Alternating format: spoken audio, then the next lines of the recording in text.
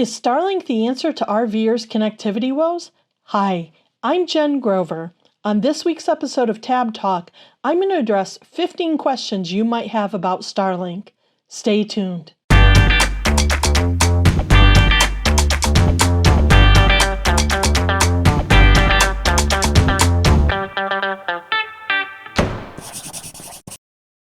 I just got back from a trip out west where I had an amazing time. The weather was the best I've had in years. There was no wildfire haze, and I had a great time just enjoying photography, enjoying nature and camping. But it wasn't all play. I spent several weeks working remotely as well, which meant I really got to put Starlink through its paces. Sometimes people ask me what I do for work. They think maybe I'm a full-time YouTuber or photographer or I work for nuCamp. And while all of those sound interesting, none of them are actually what I do for a living. I'm a consultant and I help organizations who are going through large changes get their people and processes ready for change. That's the simplest explanation I have. So if an organization is going through a system migration or a new system implementation, maybe an operational or organizational model change, then our team helps them out. So as a consultant, it's super important that I have reliable internet. I can't be on video calls with clients and have sketchy internet. I'm very careful about that. So I've been curious whether Starlink might be a great solution for me. What is Starlink? Starlink is an Elon Musk company that provides satellite internet. SpaceX has been launching satellites to increase capacity and also availability for the Starlink service over the last couple years. And here's a fun fact, that sometimes in the night sky, you'll see a train or a line of satellites passing by. That's the SpaceX satellite train, they call it. And you can download an app for your phone, whether you have Android or Apple, and it will tell you where to look and when to look. So that's sort of a fun thing. If you like looking for the space station, you can add Starlink to your list. You might be wondering, why are people interested in Starlink? Well, the allure of Starlink is that it offers high speeds and low latency. Both result in better than average performance for internet, and that's really important to people who work. The connection can be obtained almost anywhere. It provides the ultimate portability. It's easy to set up and activate, and if you're an RVer, you can pause the subscription when you're not traveling and when you're not using Starlink. Who might be interested in Starlink? Well, I've already mentioned people who work remotely. We're very interested in it. Another group that might be interested would be those who do online education, whether it be for colleges and university, homeschooling, cyber school, just a advanced degree type of program maybe. Any type of education where you have to take classes online or connect to a virtual classroom might be a good option for Starlink. And lastly, there's always this hodgepodge of people who need or want great connectivity. Maybe you've got a sick or aging family member that you need to make sure you're accessible for. Maybe you're an avid sports fan and you can't stand missing your Indiana Hoosiers basketball games.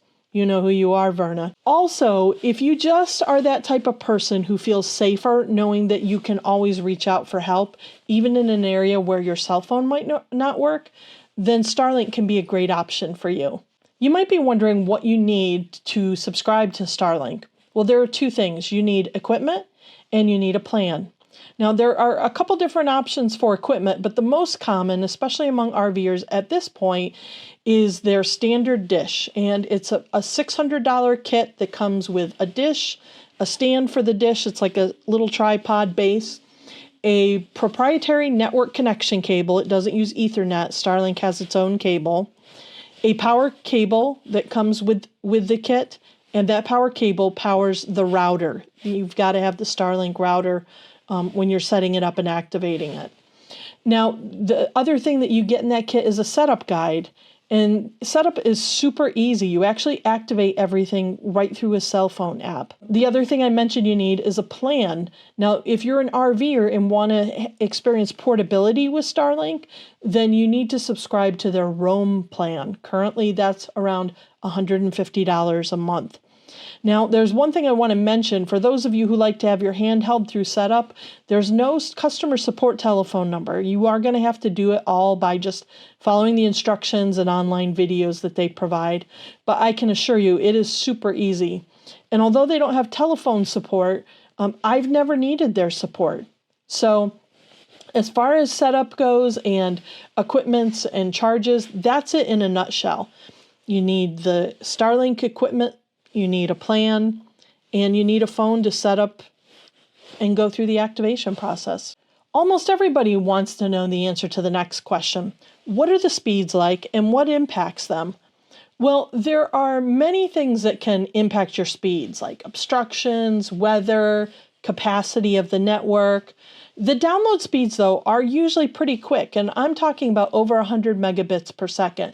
So for most of us, that's more than enough for what we're doing remotely. The upload speeds, on the other hand, are a little slower, actually quite a bit slower. I found I really don't get above 20 megabits per second upload.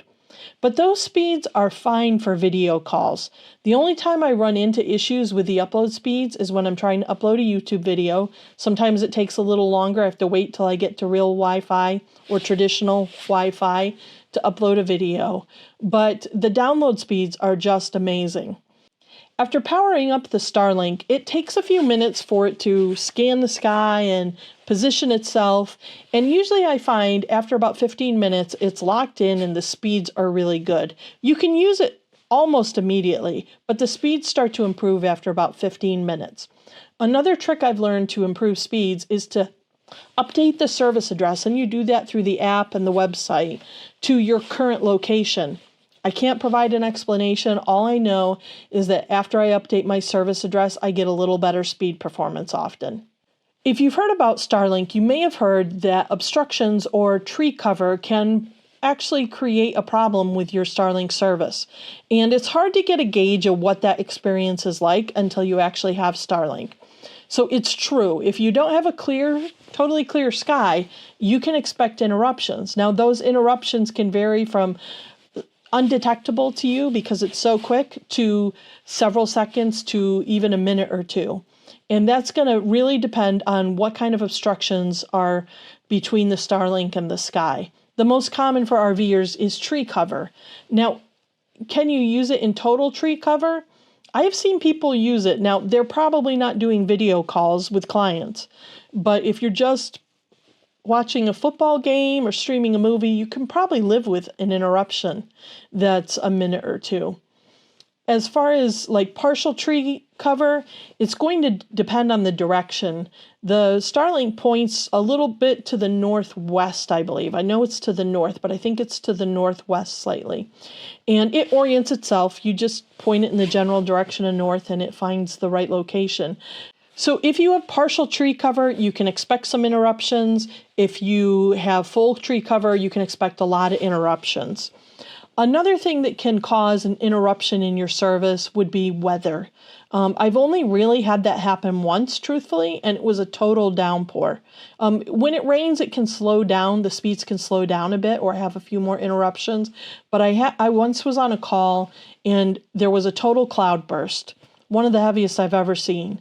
And I lost Starlink for several minutes. Now, good news, I had a backup. I could use my cell data, but you're not always in a place where you can get cell data when you're camping. So that's just something to be mindful of. You might be wondering along that same lines, what about snow? Well, the Starlink dish has a snow melt feature, so that should take care of any snow that would be obstructing your signal.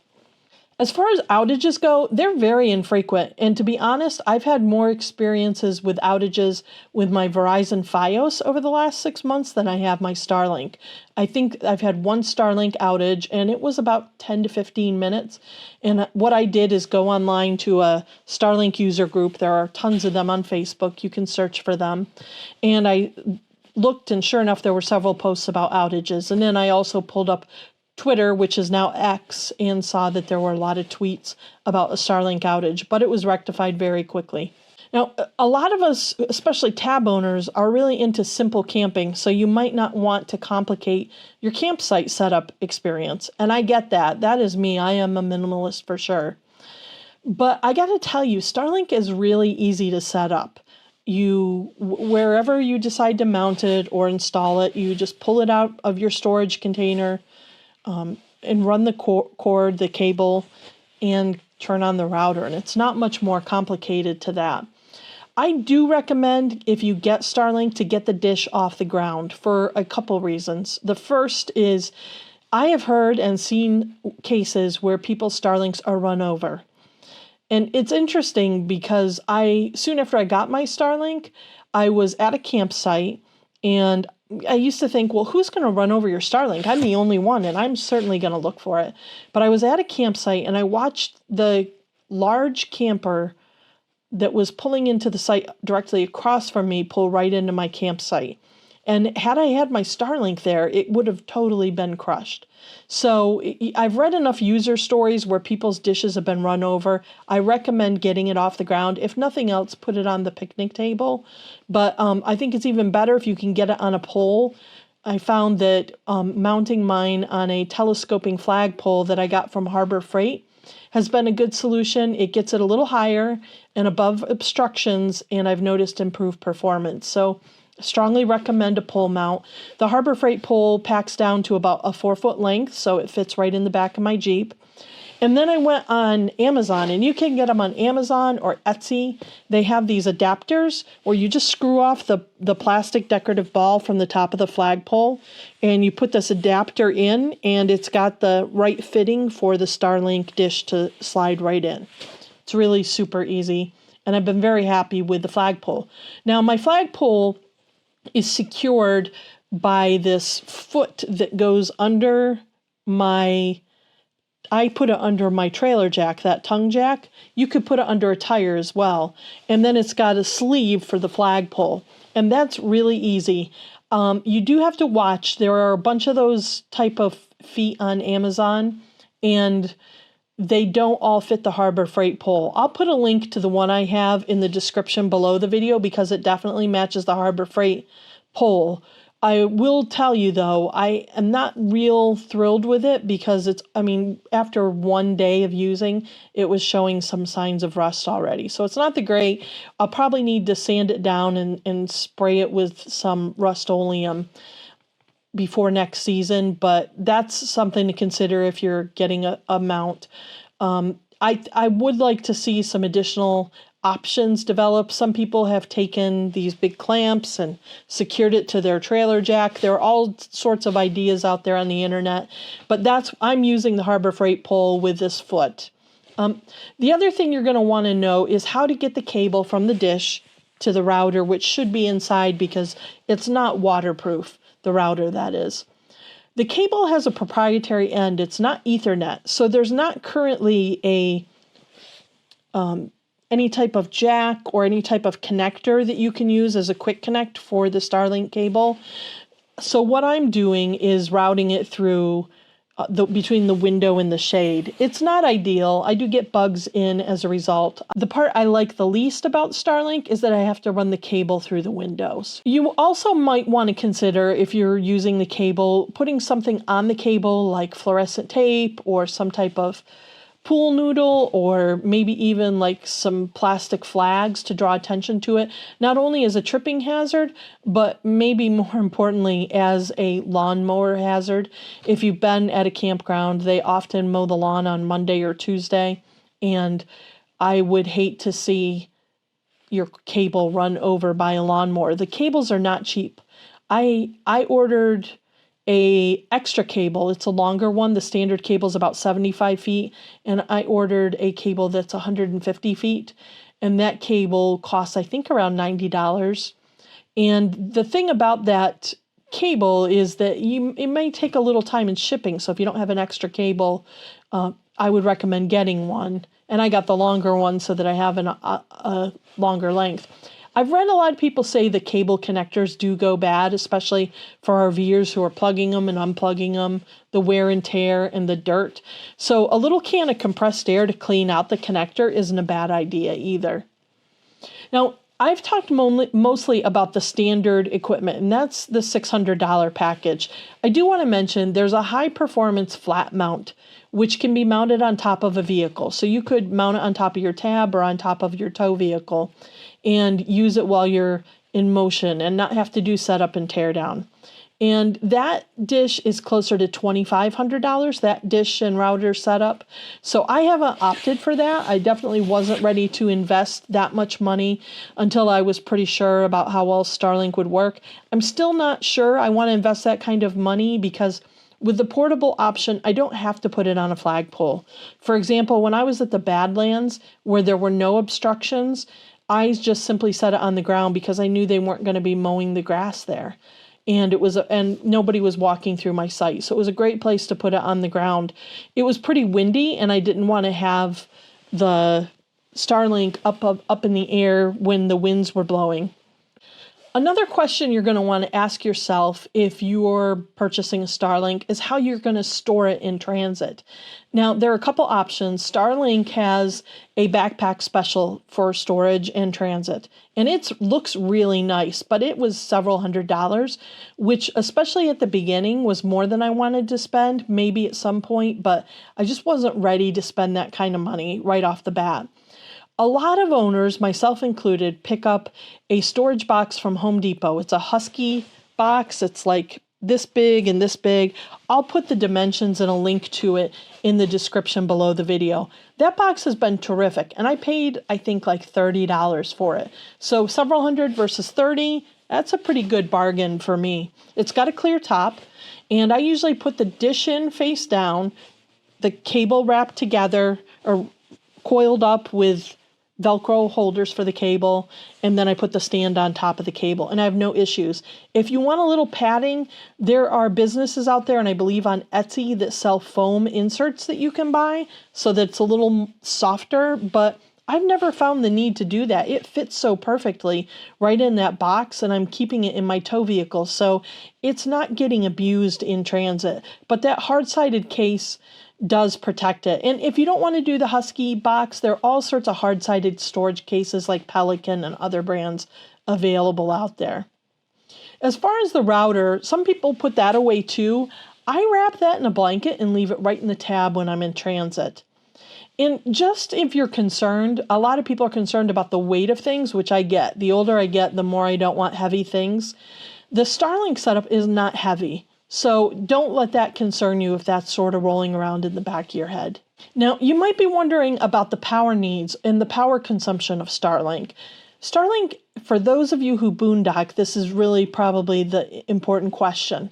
It draws about 50 to 75 watts on average. So if you ran it nonstop without adding any power to your battery, that's going to translate to close to a 100 amp hour lithium battery. And that's not taking into account your fridge, your lights, your pump, your fan, anything else you might use. If you're going to boondock, you'll need an inverter because it uses regular household electric. In my case, I have 200 amp hours of lithium batteries, and then I used 200 watts of solar suitcase panels. I have two of them, two 100-watt panels that I used. I also had solar on the roof, and I will tell you that it wasn't always pointed. It often wasn't pointed in the right direction to get optimal solar, so that was just a little extra. I was really mostly using the 200 watts of suitcase solar, and I found that setup was just about right for my fridge and everything else I was using, including charging my laptops for work, to keep me going.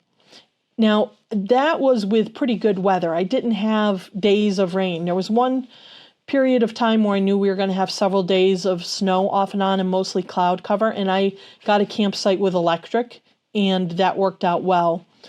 Some people will use what's called a power over Ethernet option, and that uses 12 volts, so it's a little more efficient with your power. To do that, you are going to have to cut your proprietary Starlink cable, and I'm not really ready to do that yet. I have a feeling somebody will develop some options both for the power over Ethernet as well as create some type of adapter for the proprietary cable to Ethernet so that I don't have to cut up a cable. But right now, you just can't do it without cutting it up. So I'm just using my inverter. The high performance flat mount dish does use more power. So if you're thinking about the flat mount, bear that in mind. One thing I did do that helped was I would often turn the power off at night or when I was away from the campsite to save power. Inevitably, somebody's going to ask if they should worry about theft. Well, it's interesting that the Starlink router and dish are paired together, so you can't use the dish with another router. You have to use it with its mate, so to speak. So if somebody stole your dish, they're not going to be able to use it. Also, they're not going to be able to activate it. Even if they stole both, you're going to report that stolen to Starlink and deactivate it, and they're not going to be able to reactivate it without you giving permission. So I don't see this being a big problem. You're not hearing people talk about their Starlinks being stolen, and I think there are just other things that thieves are currently interested in. Using it in motion is a big question. Can I use it while I'm driving? Well, of course, it's got to be mounted somewhere. And there are a lot of examples of people who have mounted both the regular dish and the flat mount dish, as well as converted their regular dish to a flat mount dish. So if you're interested in digging into that, you can certainly find ways to do it. You'll just need to have a way to mount it, and you'll need to make sure that you have a power source for the router. What's next for Starlink? Well, interestingly enough, they recently announced something called Direct to Cell, which means Starlink is going to be able to provide service directly to your cell phone if you have an LTE phone. As a matter of fact, T-Mobile announced an agreement with Starlink, and you'll start to see that from T-Mobile.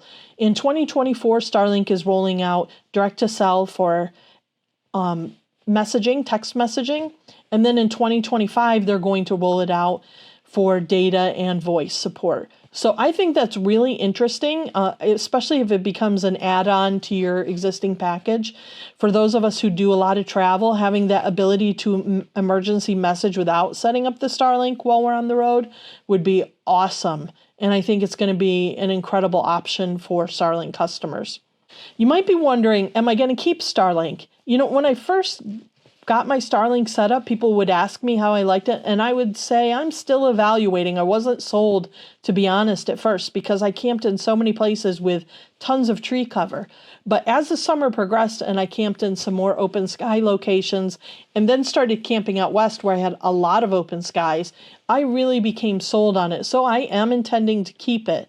I do have it on pause right now because I just wrapped up the bulk of my camping, especially in remote areas. And if I need internet, I can just use my cell phone data for the few times that I'll be out. But I am definitely going to keep it. I really thought it was a great service, and I loved the flexibility it gave me. I was in this beautiful boondocking site this fall with absolutely zero cell phone service. And there was some breaking news that I wanted to follow, and I was able to connect via YouTube TV and Starlink in this remote place to keep up to date with what was going on. You might be wondering how many people are already using Starlink, how many RVers are using Starlink. Well, there are currently over 300,000 subscribers to Starlink Roam. Now, not all of them are RVers or hashtag van life people, but a fair amount are. And it was rare for me to see a campground or even like a boondocking spot where you didn't see a camper, RV, or a van that had a Starlink setup. You're almost always seeing them anymore. You know, not every camper by any means, but usually at least a couple per campground. And in some of the more popular tourist areas where I was in the fall, I saw them more often, and it was much more common. As a matter of fact, I found when I go to campgrounds anymore and I go to pull up a Wi-Fi, it's pretty common for people to have their own Wi-Fi, whatever their method is. They're having their own internet and not relying even on a KOA Wi-Fi. And the odd thing is that I found this year the Wi-Fi at campgrounds overall was much better than it's ever been. I found usable Wi-Fi at most places I went that were commercial campgrounds, and a lot of them were KOAs. So I do think that connectivity is on the upward trend for those of us who need it, and when we're working remotely or for whatever the reasons we need it. It's getting better for us. Do you have Starlink at home, or are you thinking about getting Starlink for either home or camping? I'd love to hear what your thoughts are and what questions you might have that I didn't answer. And if you have it, share your experience in the comments. I'm really interested to see what other people are doing. I love it when people in the tab groups post their setup because I'm always curious. I'm anxiously waiting for some of these new adapters and products to come out to make it easier to use Starlink when you're RVing, especially when you're boondocking. But I hope this video was helpful for you. If it was, be sure to hit the thumbs up button for me. And if you don't currently subscribe, I'd be so grateful if you did, because it will notify you when I post a new video and it helps the algorithm. So thanks for watching. I'll see you next time.